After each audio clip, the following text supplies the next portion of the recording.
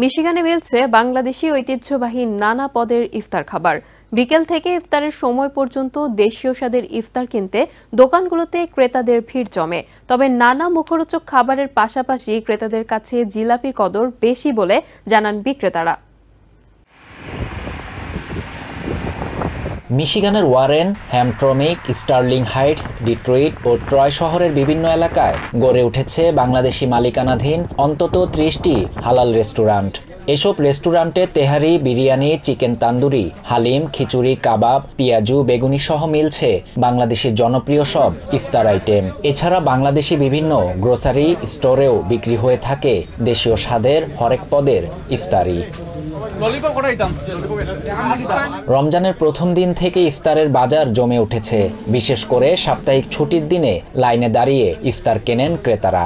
তবে বাংলাদেশি ক্রেতাদের পছন্দের তালিকার শীর্ষে রয়েছে জিলাপি ও তেহারি। রোজায় জিলাপি বিক্রি কয়েক গুণ বেড়ে যায়। ক্রেতাদের চাহিদা মেটাতে হিমশিম খেতে হয় বলে জানান দোকান মালিকরা।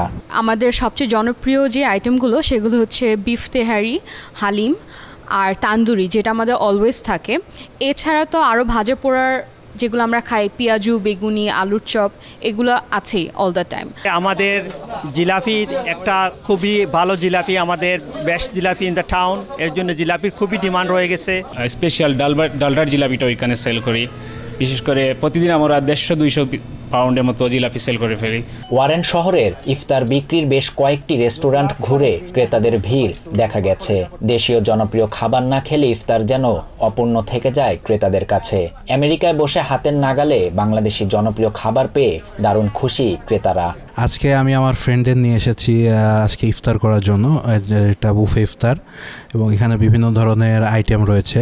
এর ভিতরে যেমন স্পেশালি আমি এর আগেও একদিন ইফতার করেছিলাম এখানকার বিফ তেহারিটা আমার কাছে বেশ মজা লেগেছে। এখানে আসছিলাম জিলাপি নিতে, আজকে সাপ্তাহিক ছুটি।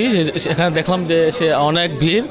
প্রায় 1 ঘন্টা দাঁড়ানোর পরে 1 পাউন্ড জিলাপি পেলাম। আমি যে জিলাপির লোভে এখানে চলে এসেছি। বাসায় তো জিলাপি বানানো হয়, কিন্তু বিসমিল্লাহর ডালডা জিলাপিটা খুবই স্পেশাল। সো এই যে আমি ডালডা জিলাপি নিয়ে এখন বাসায় যাব, ফ্যামিলির সবার সাথে ইফতার করব।